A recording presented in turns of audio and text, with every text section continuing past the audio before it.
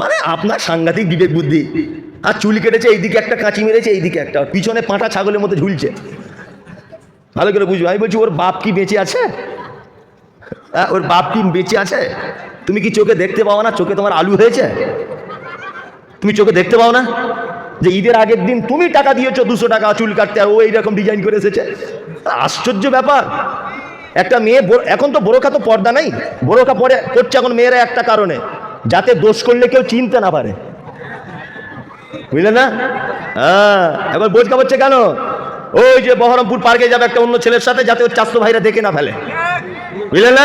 হ্যাঁ, আবার বোরকা পড়ছে, পাছার কাছে গোলাপ ফুল ঝুলছে। আরে খালা, একই ডিজাইন, মানে অন্য মেয়ের দিকে না দেখলে ওর দিকে দেখবে। এটা কি বোরকা হলো?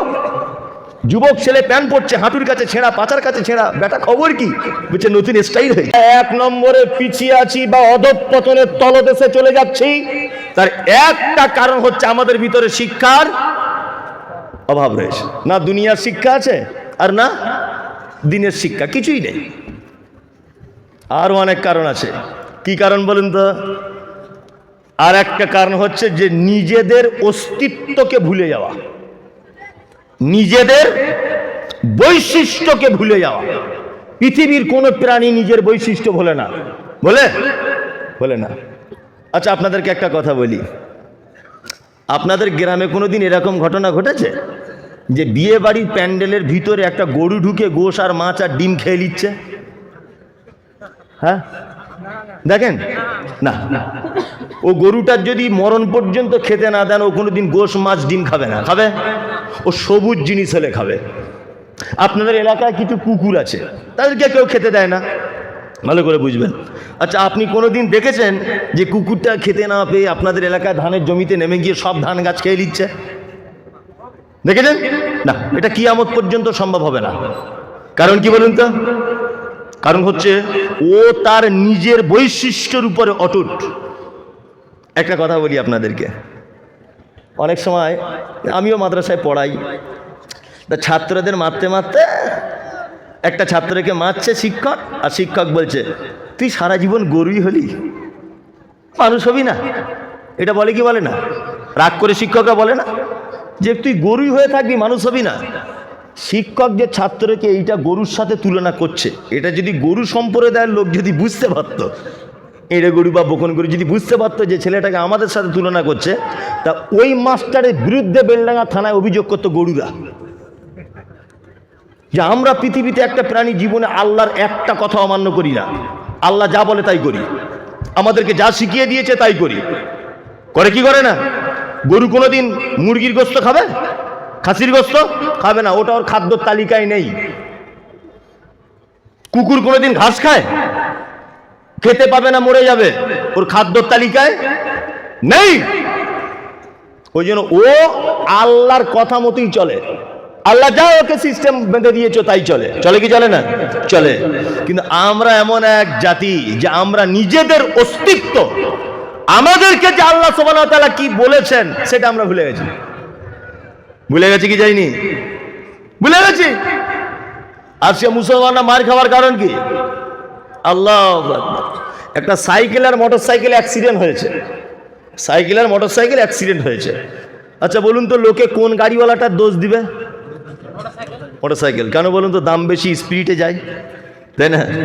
কিন্তু দোষ অরিজিনাল কিন্তু সাইকেলওয়ালার। কিন্তু সবাই দোষ দেবে কাকে? মোটরসাইকেলওয়ালাকে। এখন ওই মোটরসাইকেলওয়ালাটা রোডে যাচ্ছিল, একটা ট্র্যাক্টরের সাথে অ্যাক্সিডেন্ট হয়েছে, এবার কার দোষ হবে? ট্র্যাক্টরওয়ালার। তার মানে আপনার হিসেব অনুযায়ী গাড়ি বড় হলেই তার দোষ, তাই না? জি। এবার ওই ট্র্যাক্টরটা বহরমপুর রেলগেট পার করছিল, শতাব্দী এক্সপ্রেস এসে মেরেছে, এবার বলুন দোষ কার? ট্র্যাক্টরে। কেন? আপনার হিসাব অনুযায়ী গাড়ি বড়, তার দোষ হচ্ছিল, তো এখন ট্রেনের দোষ? দোষ কার? ট্র্যাক্টরওয়ালার। কারণ কি? কারণ হচ্ছে এই ট্রেনের ড্রাইভার জানালা খুলে বলবে বেটা বিয়াদব, তুই আমার রাস্তাতে ঢুকলি কেন বল, আমি আমার রাস্তাতে যাচ্ছিলাম। তার মানে রাস্তা ভুল করলেই মার কি খেতে হবে, কিচ্ছু করার নেই। আজকে আমরা রাস্তা ভুল পথে চলছি, এই জন্য আমাদের এত বিপদ। কি বলছি বুঝতে পারছেন না? এত বিপদ কেন? ভুল রাস্তাতে জীবন পরিচালনা করছি তাই। এই মমতাজুল ইসলাম বাড়িতে একটা কুকুর পুষেছি, প্রতিদিন তাকে বিরিয়ানি দিই। আমার কুকুর যদি ভুল করে একদিন আপনার দরজায় যায়, বিরিয়ানি দেবেন না ঝাঁটার বাড়ি চালাবেন? ঝাঁটার বাড়ি। স্যার আমার বাড়িতে এলি কেন বল, তুই তো মমতাজুলের কুকুর। তার মানে দরজা ভুল করলে মার খেতে হয়, তাই না? ঘুম থেকে ওঠা থেকে শুরু করে ঘুমোতে যাবার আগ পর্যন্ত বেলডাঙ্গা বেগুনবাড়ির এই এলাকার যত লোক জলসা শ্রোতা আছে, আপনি বলুন যে সারা দিন আমি আজকের আল্লাহর নবী এবং আল্লাহর পদ্ধতি অনুযায়ী আজকে দিনটা পার করেছি। একটা লোক বলুন, কেউ আছেন এখানে? এই মমতাজুল ইসলাম, আমিও নেই ও দলে, আমিও নেই। তাহলে আমরা কেউ পেরেছি? কেউ পারেনি তো। আপনার ছেলে চুল কেটেছে, মানে আপনার সাংঘাতিক বিবেক বুদ্ধি। আর চুল কেটেছে, এইদিকে একটা কাঁচি মেরেছে, এইদিকে একটা, পিছনে পাঁটা ছাগলের মতো ঝুলছে। ভালো করে বুঝবে। আমি বলছি ওর বাপ কি বেঁচে আছে? ওর বাপ কি বেঁচে আছে? তুমি কি চোখে দেখতে পাও না? চোখে তোমার আলু হয়েছে? তুমি চোখে দেখতে পাও না যে ঈদের আগের দিন তুমি টাকা দিয়েছো 200 টাকা চুল কাটতে, আর ও এইরকম ডিজাইন করে এসেছে? আশ্চর্য ব্যাপার। একটা মেয়ে, এখন তো বোরকা তো পর্দা নেই, বোরকা পড়ছে এখন মেয়েরা একটা কারণে, যাতে দোষ করলে কেউ চিনতে না পারে, বুঝলে না? হ্যাঁ, এখন বোঝকা পড়ছে কেন? ওই যে বহরমপুর পার্কে যাবে একটা অন্য ছেলের সাথে, যাতে ওর চাস্তো ভাইরা দেখে না ফেলে, বুঝলেন না? হ্যাঁ, আবার বোরকা পড়ছে, পাছার কাছে গোলাপ ফুল ঝুলছে। আরে খালা, একই ডিজাইন, মানে অন্য মেয়ের দিকে না দেখলে ওর দিকে দেখবে। এটা কি বোরকা হলো? যুবক ছেলে প্যান্ট পরছে, হাঁটুর কাছে ছেঁড়া, পাছার কাছে ছেঁড়া, বেটা খবর কি? বলছে নতুন স্টাইল হয়েছে। তোমার সারা জীবন দৈনন্দিন জীবনের রুটে, মানে রুটিনে, টোটাল রুটিনটা তো ইহুদি খ্রিস্টানদের মতো কালচার। তো তুমি কখনো পরিত্রাণ পাও? তুমি কখনো মানে পরিত্রাণ পাও? তোমার মায়ের মানে কি তোমার পিঠের চামড়া উঠে যাবে?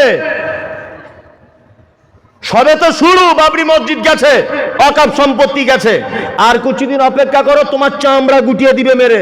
তার মানে উপর মহল পর্যন্ত জেনে গেছে এরা সে মুসলমান নয় যারা 313 জন বদরের মাঠ কাঁপিয়ে দিয়ে চলে এসেছিল।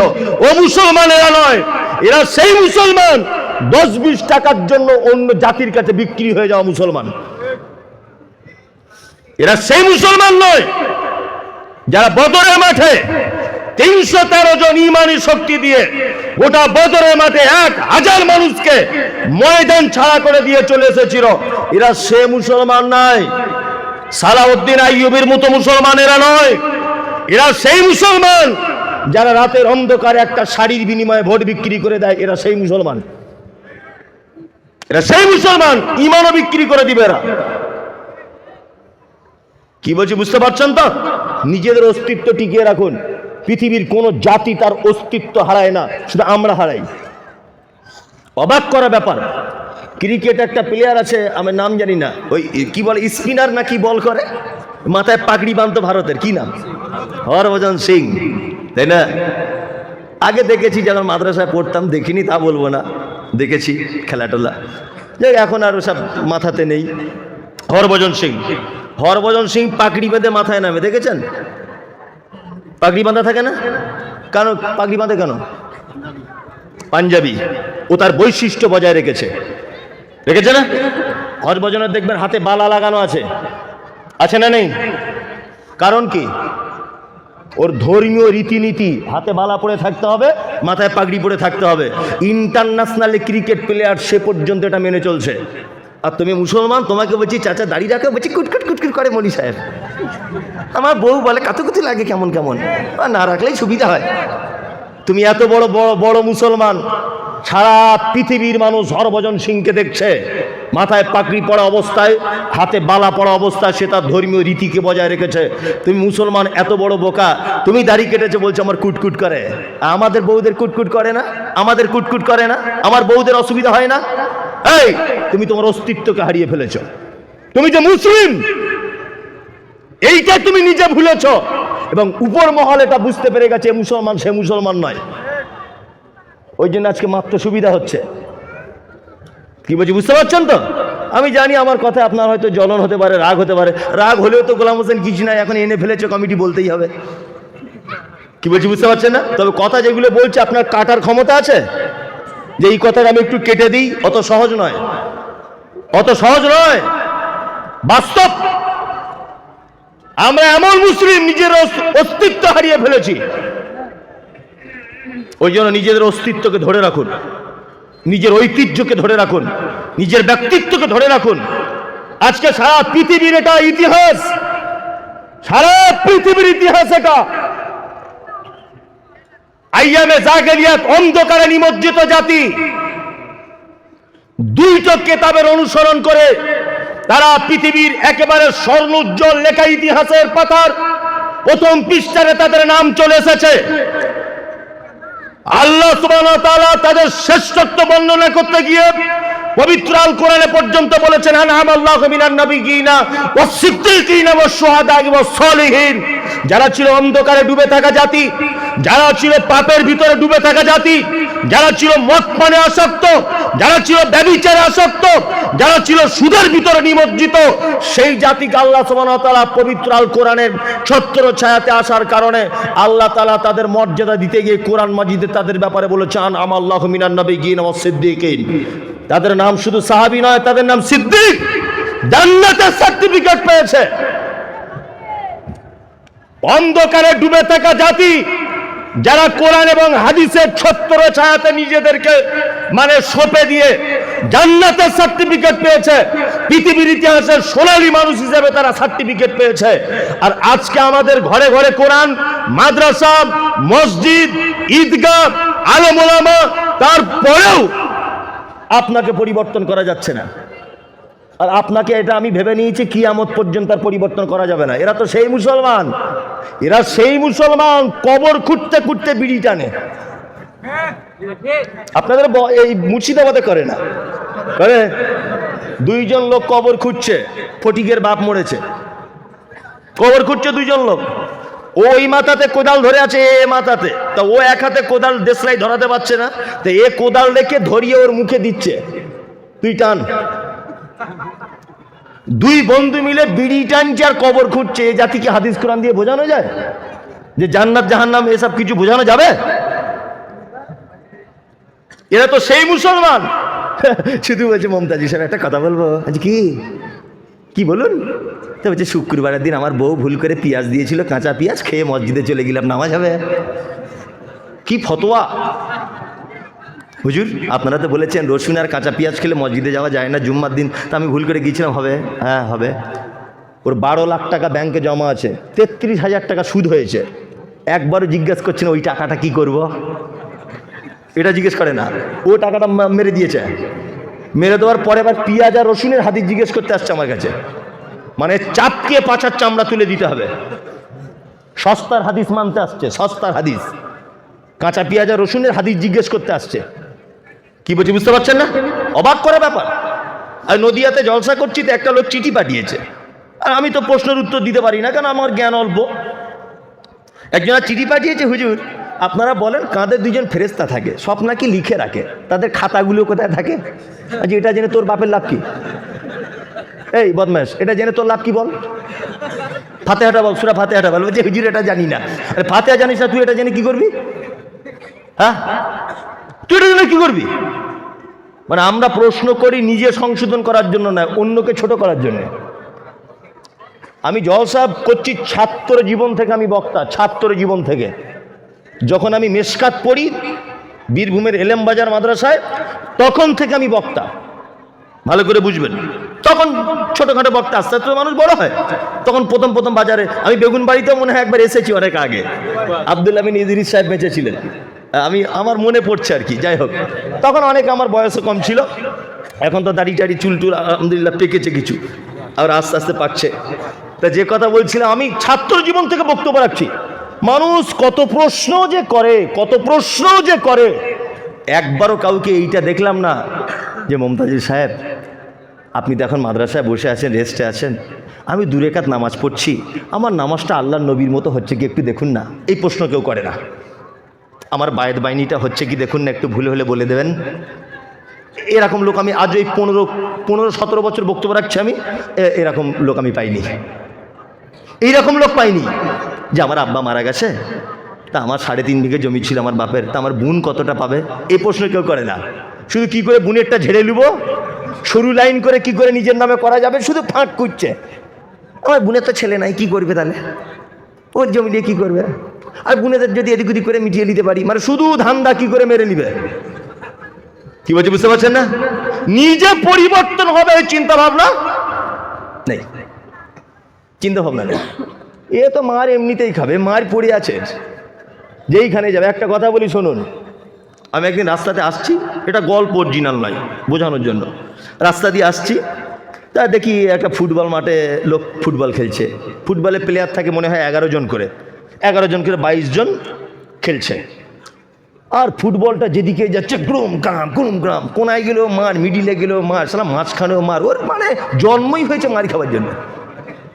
তা বলটা এসে এখন রাস্তাতে আমার গাড়ির সামনে পড়েছে। তো আমি বলটাকে ধরে জিজ্ঞাসা করে বলছি, বল আচ্ছা তোর এত কপাল পোড়া কেন বলতো?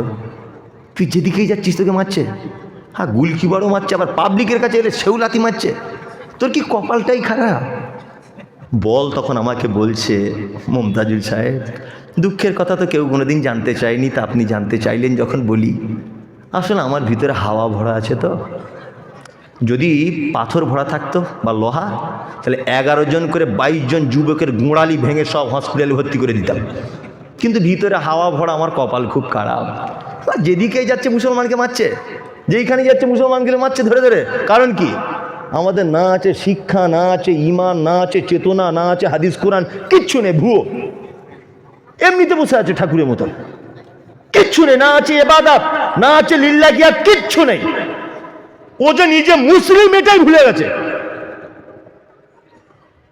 বলছি বলুন কথাগুলো বাস্তব না বাস্তব? কিচ্ছু নেই, ভিতরটা একদম হাওয়া ভরে গেছে আমাদের। ওই জন্য বলছি যদি পরিত্রাণ পেতে চান আপনি ফেরত আসুন, আপনি ফেরত আসুন, আবার ইমানের পথে আসুন, আবার আপনি ফেরত আসুন। আমাদের অধঃপতনের আর কিছু কারণ আছে, এই 3টে কারণ এবার গুরুত্বপূর্ণ, খুব মনোযোগ দিয়ে শুনবেন।